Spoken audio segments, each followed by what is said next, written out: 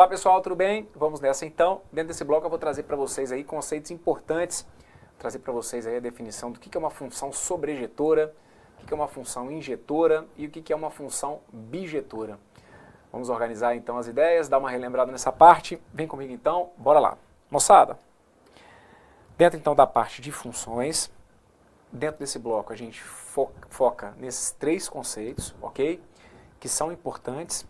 Função sobrejetora, função injetora, função bijetora, claro, não é dos assuntos que estatisticamente mais aparecem em provas de concurso, mas ao mesmo tempo, se você está com esses conceitos aí bem organizados, se aparecer alguma questãozinha, você acaba fazendo com certeza diferença, porque é uma parte mais específica, né, e que muita gente acaba se esquecendo realmente. Então, bom, reforço com vocês aí as minhas redes sociais, para quem quiser seguir, no Instagram é o @profbrunolima, lembre-se que o Bruno é com 2 N's, ok? E quem quiser se inscrever aí no meu canal do YouTube é o Professor Bruno Lima. Vamos embora? Então bora lá. Brunão, o que é essa história aí de função sobrejetora? Tá anotado para vocês aí, olha. É a função que tem o contradomínio igual ao conjunto imagem, ou seja, todos os elementos do conjunto B estão relacionados a pelo menos um de A. Não sobra elemento em B. Então, bora dar uma olhadinha aqui na representação por diagramas da ideia da função sobrejetora. Tem aqui um exemplo para vocês. Olha, coloquei aqui então que eu tenho uma função f que vai de A em B. Então lembrem-se, quando a gente utiliza essa anotação aqui, ó, eu estou querendo deixar registrado para vocês então que o A é o meu conjunto de saída, ok? E o B é como se fosse o meu conjunto de chegada. Vamos lembrar aqui o que é domínio? Domínio é o conjunto formado pelos elementos, aliás, é o conjunto formado pelos elementos do conjunto de saída. Então, o meu domínio ali, naquela representação, é o conjunto formado pelos elementos 9, 16, 25, 36 e 40, ok? O que é o meu contradomínio? O contradomínio é o conjunto onde as flechas podem chegar. Então, na verdade, é o meu conjunto de chegada. Meu conjunto de chegada formado pelos elementos 3, 4, 5 e 6. Então, esse que está aqui todo é o meu domínio. E vocês vão perceber que nesse caso aqui em particular, o meu conjunto imagem, que é onde chegam as flechas, o meu conjunto imagem, ele acaba sendo exatamente igual ao meu contradomínio. Isso é o que eu preciso enxergar para eu ter uma função sobrejetora. Sempre que o meu conjunto imagem for exatamente igual ao meu contradomínio, a gente entende que essa função é uma função sobrejetora. E é por isso, então, que como uma forma de memorizar, a gente deixa indicado para vocês que na função sobrejetora não tem sobra. Lembra que o sobre, né, do sobra, sobrejetora vai ser aquela função em que no meu conjunto de chegada não sobram elementos sem pares, né, ou sem correspondentes vindos do meu conjunto de saída. Então aqui, esse é um exemplo do que a gente coloca então como sendo uma função sobrejetora. Perfeito? Lembrando que se eu estivesse olhando, por exemplo, de B em relação a A, professor, de A para B eu tenho uma função e é uma função sobrejetora. E se eu fosse olhar de B para A? Bem, para início de conversa, se você fosse olhar de B para A, você ia perceber que essa representação nem seria a representação de uma função. Estão lembrados por quê? Quando a gente trabalha com uma função, do conjunto de saída só pode sair uma e somente uma única flecha para cada elemento. Estão lembrados? Então aqui, se eu estivesse observando de B em direção a A, vocês iriam perceber que desse elemento aqui, que é o 6, estariam saindo duas flechas, né? Se a gente estivesse invertendo o caminho, olhando de B para A, vocês iriam perceber que do 6 iria sair uma flecha para o 36 e uma flecha para o 40. Então, isso indicaria que eu nem teria função. Então, aqui nesse caso, de A para B é uma função e é sobrejetora. De B para A, nem função seria, que dirá então querer classificá-la como uma função sobrejetora. Perfeito? Muito bem. Então, repassando depois desse exemplo, dá uma lida comigo de novo na definição para ver se ficou claro. Vejam, está anotado para vocês aí que função sobrejetora é a função que tem o contradomínio igual ao seu conjunto imagem. Está claro isso para vocês aqui agora no desenho? Contradomínio é onde podem chegar as flechas. Vocês vão perceber que o meu conjunto contradomínio ele foi exatamente igual ao meu conjunto imagem. Conjunto imagem é o conjunto onde de fato chegam as flechas. Então, tanto o contradomínio quanto o meu conjunto imagem são formados pelos elementos 3, 4, 5 e 6. Então, dessa forma, todos os elementos de B estão relacionados a pelo menos um de A. E com isso, a gente tem a característica marcante da função sobrejetora, que é aquela, então, em que eu percebo que não há sobra de elementos em B. Tudo bem? Maravilha? Vem comigo. Próxima definição. Função injetora. Está anotado para vocês que função injetora é aquela em que cada elemento do domínio se relaciona com um elemento distinto do contradomínio.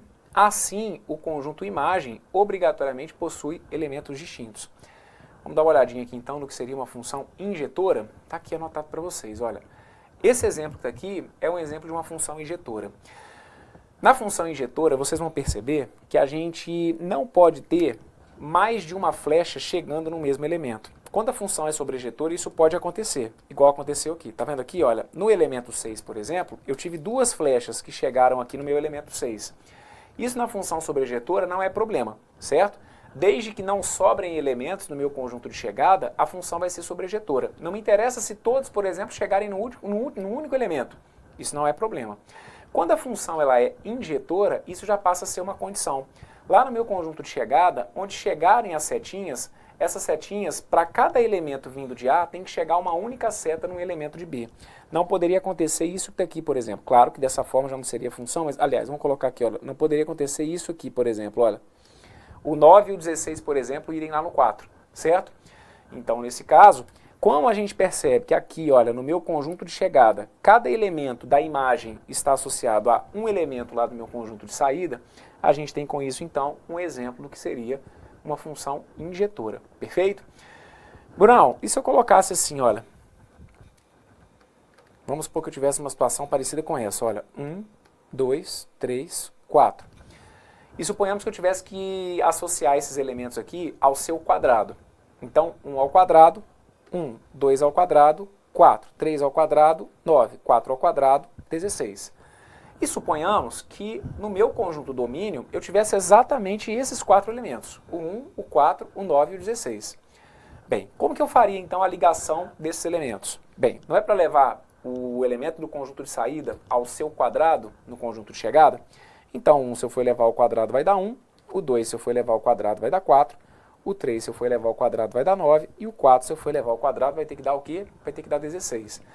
O que vocês vão perceber aqui? Essa função, pensa comigo, essa função ela pode ser classificada como uma função sobrejetora. Vamos lembrar o que é uma função sobrejetora? Função sobrejetora é aquela em que quando eu olho lá para o meu conjunto de chegada, não sobram elementos.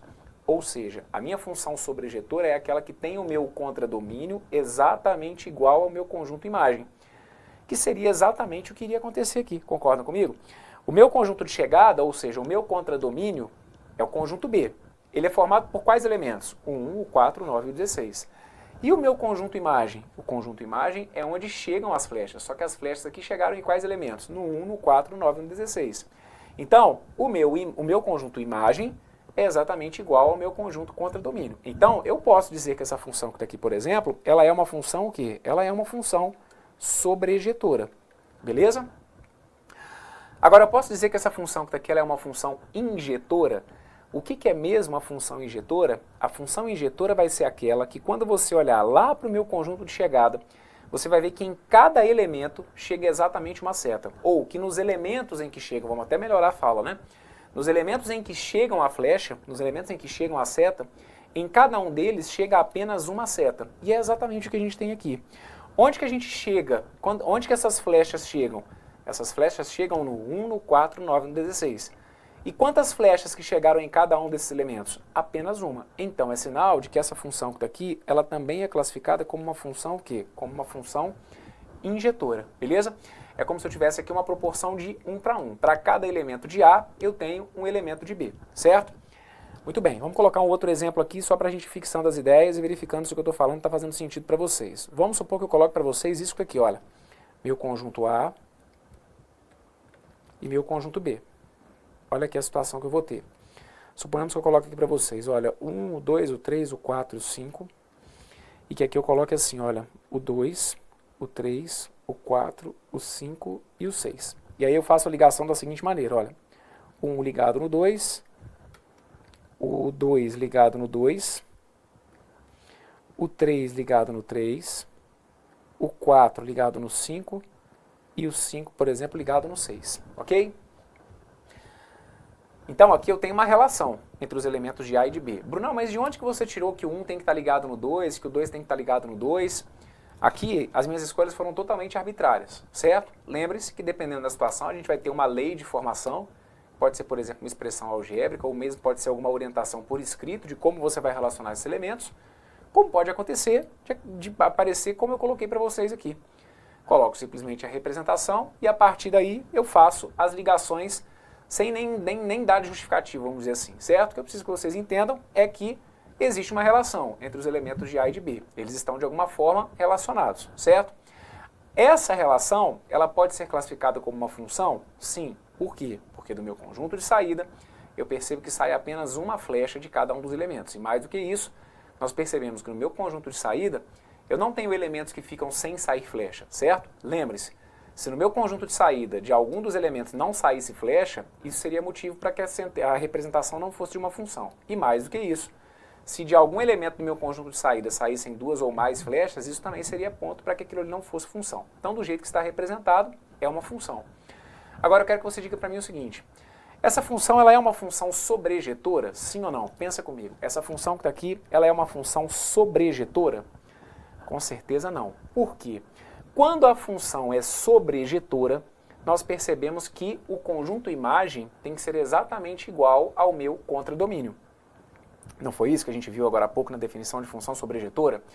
E a gente não viu que, em particular, a ideia da função sobrejetora é que seja uma função em que você percebe que não há sobras de elementos no meu conjunto de chegada? Pois bem, aqui, digamos, eu tenho uma sobra. Olha, o número 4 está sem correspondente. Então isso faz com que o meu conjunto imagem não seja exatamente igual ao meu contradomínio.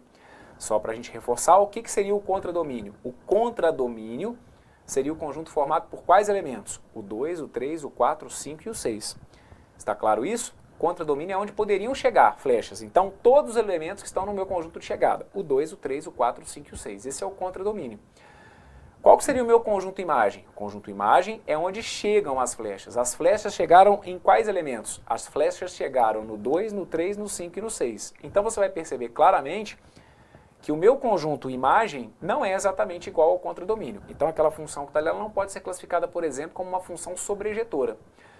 Mas será que ela pode ser classificada como uma função injetora? Que foi a última definição que nós vimos agora há pouco. Vamos reforçar aqui a ideia da injetora.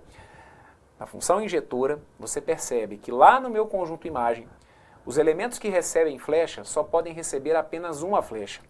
E vocês vão perceber que isso aqui não acontece no exemplo que eu dei para vocês aqui agora. Tudo bem, no 3 chegou flecha, mas chegaram quantas flechas? Apenas uma. Então aqui no 3, tudo bem. No 5 chegou flechas? Sim. Quantas? Só uma. Perfeito. No 6 chegou flecha? Sim. Quantas? Só uma. Então pelo 3, pelo 5 e pelo 6, tudo bem. Mas o problema para tentar classificar essa função como uma função injetora é que lá no elemento 2 chegaram quantas flechas? Chegaram duas flechas. Isso não pode acontecer quando a função é injetora. Isso faz com que aquilo ali deixe de ser uma função? De forma alguma. Não tem problema elementos diferentes do meu conjunto de saída chegarem no mesmo elemento lá no meu conjunto de imagem. Isso não é problema. Então a representação que eu tenho é de uma função. Só que essa função não pode ser classificada, por exemplo, como uma função injetora. Justamente porque nesse elemento que aqui está, é como se tivessem chegado o quê? Dois elementos. Então a gente tem aqui uma situação em que não posso classificá-la, nem como sobrejetora e nem como injetora, ok? A gente tem uma última classificação para trazer para vocês dentro desse bloco, que é a ideia da função ser bijetora. O prefixo bi vai deixar já indicado que é como se a gente tivesse as duas coisas ao mesmo tempo. As funções que são bijetoras são aquelas que são ao mesmo tempo sobrejetoras e injetoras.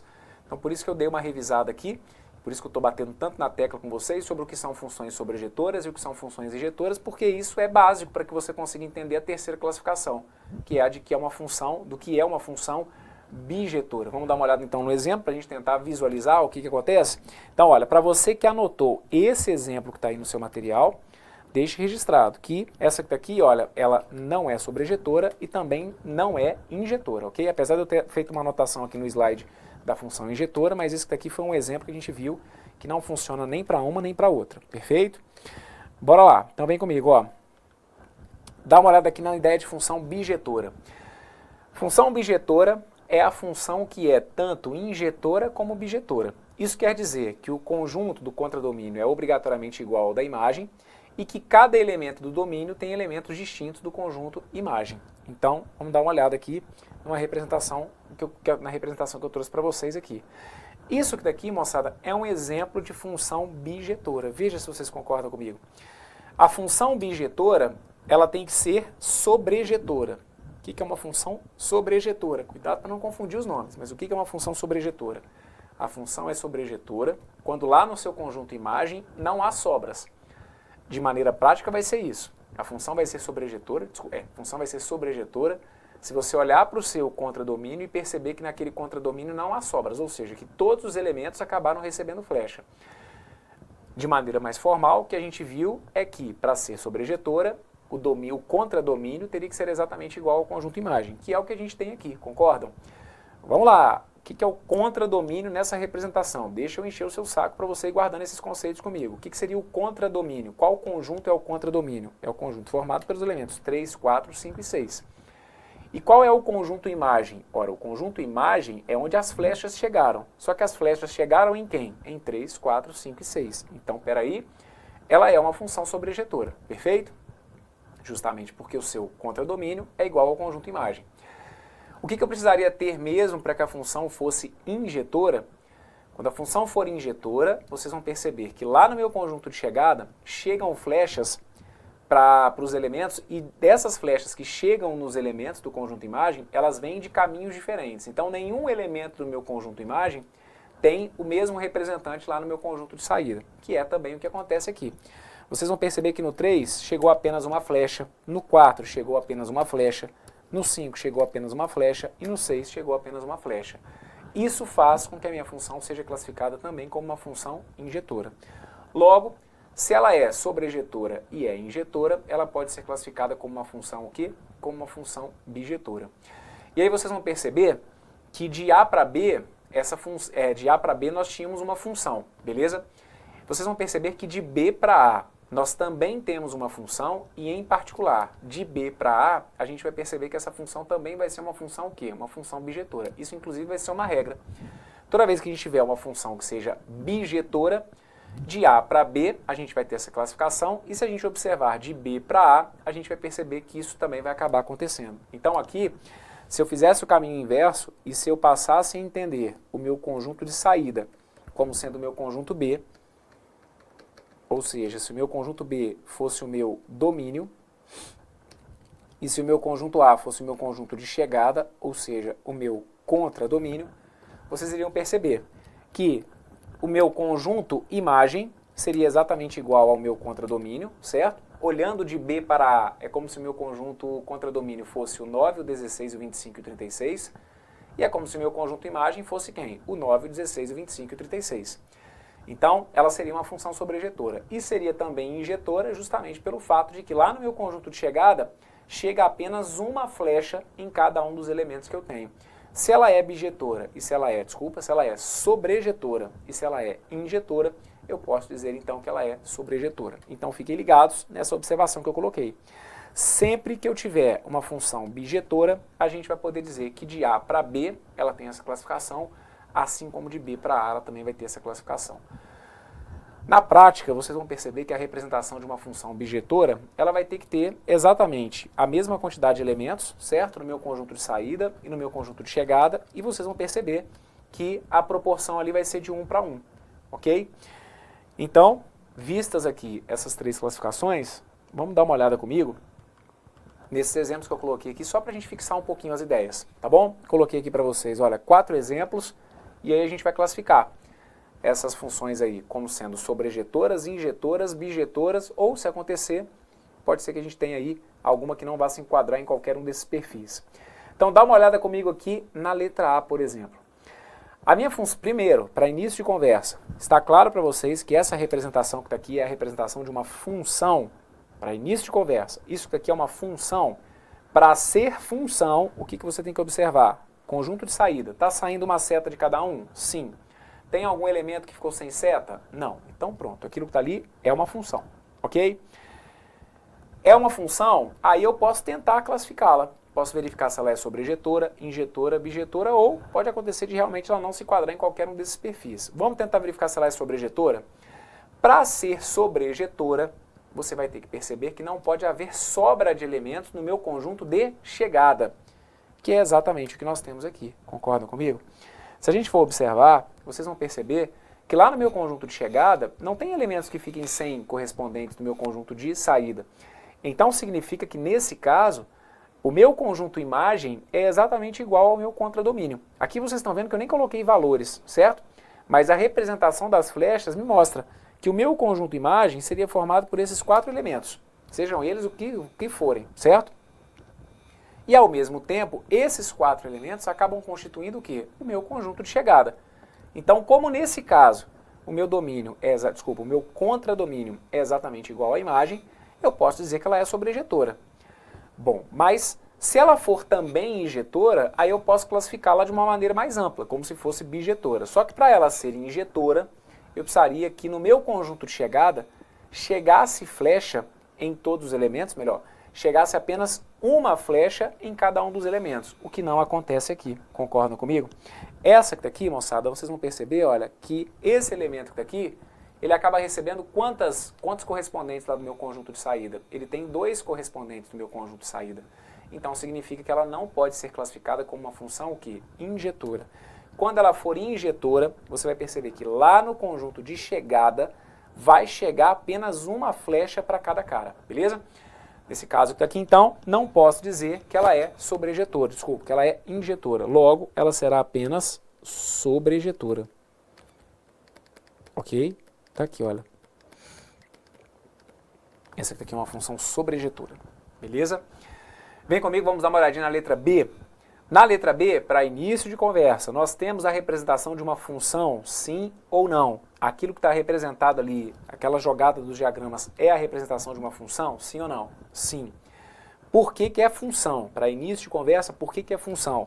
Porque do meu conjunto de saída sai uma e somente uma única flecha.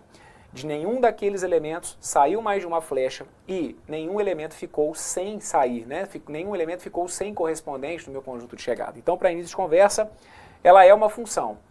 Agora, será que ela pode ser classificada como sobrejetora, injetora, bijetora, ou será que nenhuma dessas classificações se adequa a essa representação? Para ser sobrejetora, eu tenho que perceber que no meu conjunto de chegada não sobram elementos sem flecha, que é exatamente o que acontece, perfeito? Então, a minha letra B, com certeza, já é sobrejetora. Mas, se ela for injetora também, ela poderá ser classificada de maneira mais ampla como bijetora. Só que para que ela fosse injetora, o que eu precisaria perceber? No meu conjunto de chegada, só poderia chegar uma flecha em cada um dos elementos, o que não acontece. Você vai perceber que esse elemento ele tem 2 correspondentes lá do conjunto de saída, assim como esse segundo elemento, que também tem 2 correspondentes do meu conjunto de saída. Como nesse caso, então, no meu conjunto de chegada, eu tenho elementos que têm mais de um correspondente lá do conjunto de saída, ela não pode ser classificada como uma função injetora. Mas ela era sobrejetora. Então, tá aqui, olha, a classificação dela é essa. Essa que está aqui é uma função sobrejetora, ok? Vamos dar uma olhadinha comigo na letra C? Olha a letra C. Letra C, ela é sobrejetora? Não, da sobrejetora é molezinha, moçada. É só observar se sobram elementos. Sobram elementos? Sim. Então, cuidado. Para ser sobrejetora, não podem sobrar elementos. Aqui vocês vão perceber que no meu conjunto de chegada, eu tenho 2 elementos ali, olha, que ficaram sem correspondentes. Então, ela não pode ser classificada como sobrejetora, ok? Justamente porque há sobra de elementos. Agora, ela pode ser classificada como uma função injetora? Aí sim, como uma função injetora, ela pode. Por quê? Porque lá no meu conjunto de chegada, vocês vão perceber que onde chegaram flechas, para cada elemento que recebeu flecha, você vai perceber que cada um deles acabou recebendo apenas uma flecha. É isso que eu preciso para classificar a minha sentença como se fosse uma função, ou para representar, né, para classificar a minha função como se fosse uma função injetora. Há sobra de elementos, então ela não é sobrejetora, mas ao mesmo tempo, onde chegam flechas, chega apenas uma. Então, isso é o correto para a gente poder garantir que o exemplo da letra C é um exemplo de função o quê? É um exemplo de função injetora, ok? E o da letra D? Veja se ficou claro. Na letra D, a gente vai ter o exemplo clássico da bijetora. Minha função da letra D é bijetora, por quê? Porque no conjunto de chegada não sobram elementos, então ela é classificada como sobrejetora, perfeito? Justamente porque não sobram elementos. De maneira mais formal, a letra D é sobrejetora porque o seu conjunto imagem é exatamente igual ao contradomínio. Sobrejetora, então, ok. Ela é injetora? Sim. Por que ela é uma função injetora? Ela é uma função injetora porque onde chegam flechas, os elementos que recebem flecha no meu conjunto de chegada, no meu conjunto imagem, recebem apenas uma flecha. Então, pronto. Ela é uma função injetora. Bem, se ela recebe as duas classificações, ou seja, se ela é sobrejetora e é também injetora, então ela pode ser classificada como uma função bijetora, certo? Então, está feito aqui esse exemplo, beleza? Vamos só fazer uma coisa comigo para a gente poder aproveitar esse exercício? Faz o caminho contrário. Dá uma olhada de B para A. Imagina aqui então que esse seja o meu conjunto A e esse seja o meu conjunto B. Agora, observe de B para A. De B para A, o que já iria acontecer nesse caso aqui na letra A? Se a gente fosse observar de B para A, daqui para cá, para início de conversa, a gente vai perceber que aquilo ali nem é função, concordam? Não é função, justamente por quê? Porque do que seria o meu conjunto de saída, se eu estiver observando de B para A, é como se do meu conjunto de saída estivessem saindo dois elementos, né? Eu estivesse fazendo um elemento no meu conjunto de saída, isso corresponder a dois no meu conjunto de chegada. Isso fica fora da ideia da definição de função, ok? A mesma coisa acontece aqui na letra B. Na letra B, vocês vão perceber que de B para A, eu nem teria função. Justamente porque dos dois elementos que eu tenho, sairiam duas flechas. Isso impossibilitaria a ideia de função. Na letra C, eu também não teria ideia de função. Por que eu não teria função? Porque aí na letra C, a gente vai perceber que esses dois elementos aqui, eles acabam não tendo correspondentes dentro do que seria o meu conjunto de saída, certo? Do meu conjunto de saída, quando a representação é de uma função, tem que sair flecha de todos. Então, o da letra C, de B para A, nem seria função. E na letra D, eu tenho aqui uma situação que a gente também já tinha garantido, que era a ideia de que se de A para B a função é bijetora, de B para A ela também vai ter que ser bijetora. Vocês vão perceber que de B para A seria função, seria uma função sobrejetora, porque aí esse conjunto de chegada seria exatamente igual ao conjunto imagem, e porque, considerando esse conjunto como conjunto de chegada, vocês vão perceber que em cada elemento chegou apenas uma flecha, ok? Então, nas voltas, vamos dizer assim, né? Para início de conversa, A, B e C nem seriam funções, e a da letra D seria função, e em particular, poderia ser classificada como uma função bijetora, ok? Então tá aí, olha, os gabaritos para vocês, letras A e B sobrejetoras, letra C injetora, letra D bijetora, e aí com isso a gente fecha então esse bloco. Importante para a gente relembrar então esses conceitos de funções sobrejetora, injetora e bijetora. Teve dúvida? Volte e me acompanhe. Se estiver tudo tranquilo, me despeço por aqui, deixando como sempre aquele forte abraço para a nossa galera do Estratégia Concurso.